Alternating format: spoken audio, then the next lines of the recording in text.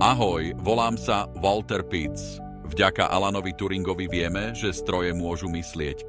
Claude Shannon ukázal, že elektrické obvody môžu vykonávať logické operácie ako v matematike. No otázka znela, dá sa modelovať myslenie samotného mozgu? Spolu s neurovedcom Warrenom McCulloughom sme sa pokúsili odpovedať. V roku 1943 sme vytvorili matematický model neurónu. Jednoduchý systém, ktorý prijíma signály, rozhodne podľa nich a pošle výstup ďalej. Nazvali sme ho logický neurón. Zapi vám vysvetlí, ako to funguje.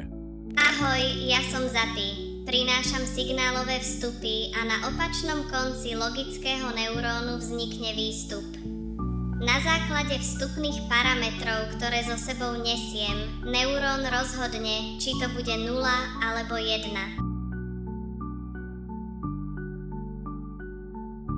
Predstavte si to ako vypínač svetla.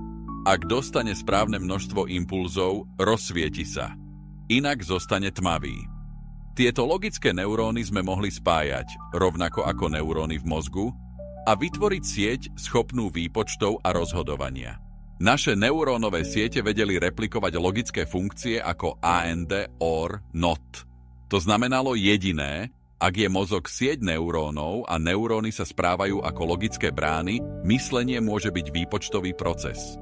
Týmto sme položili základ pre umelé neurónové siete, predchodcu dnešnej umelej inteligencie. A ak toto všetko posunul ešte ďalej, naučil tieto siete učiť sa a prispôsobovať. To vám už rozpovie ďalší vizionár Frank Rosenblatt.